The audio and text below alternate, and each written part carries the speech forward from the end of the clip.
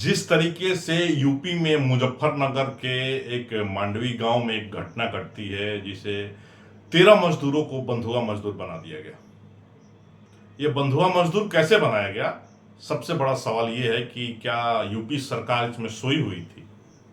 क्या उनके घर वाले जो बंधुआ मजदूर बनाया गया था, कहीं कहीं दूर दूर के जो मजदूर थे, उनके परिवार वाले सोए थे? सबसे बड़ा सवाल सवाल यह है कि क्या इस तरीका का बंधुआ मजदूर बनाना श्रम मंत्रालय को कहीं ना कहीं झकझोर के चला गया है। ये बंधुआ मजदूर यूपी के मांडवी गांव होती है जहां पे मुजफ्फरनगर जिला होता है। वहां पे एक पत्तल और दोना फैक्ट्री होती है जिसमें बैग भी बनता है। उस फैक्ट्री में जिस तरीके से बंधुआ मजदूर बनाया गया था 13 मजदूरों को, ये कहीं ना कहीं यूपी सरकार को पूरा झकझोर के रख दिया है। ये बंधुआ मजदूर बनाते कैसे थे उसके दो मालिक? पहले रेलवे स्टेशन और बस स्टैंड में जाते थे, अच्छी खासी सैलरी का झांसा देते थे और झांसा देने के बाद वहाँ से मजदूर को लेकर आकर अपने यहाँ काम पे लगा देते थे। काम पे लगाने के बाद सबसे पहले उनका मोबाइल और आईडी कार्ड छीन लिया जाता था।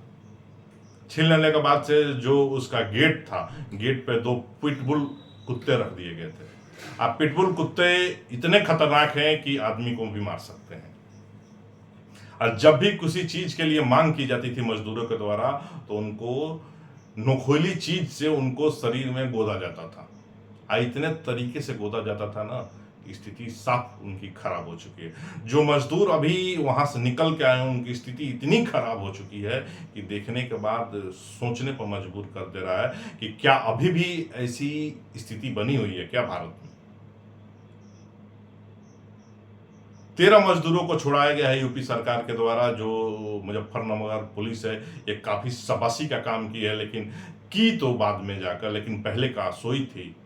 एक मजदूर जो होता है वहां से फान के कैसे भी गन्ने के खेत से भाग के पुलिस स्टेशन पहुंचता है। पुलिस स्टेशन पहुंचने के बाद से जब वो सारा ब्यौरा जब कहता है पुलिस के सामने, तब श्रम मंत्रालय और मुजफ्फरनगर की पुलिस वहां छापा मारती है। छापा मारने के बाद से ये सब पता लगता है कि उन लोगों को खाने के लिए सिर्फ रात में रोटी दिया जाता था। वो भी रोटी सूखी रोटी दिया जाता था जिसमें ना सब्जी ना दाल ना कुछ दिया जाता था। और 24 घंटा काम कराया जाता। अगर सोने पर उन्हें बेल्ट से मारा जाता था, उनको चाबुक से मारा जाता था, उनको नोकीली नोकीली चीज से उनको शरीर में हला दिया जाता था। इससे नहीं होता था तो कुत्ते के ऊपर भिरा दिया जाता था। कहीं ना कहीं पूरे झकझोर कर रख दिया है बंधुआ मजदूर को।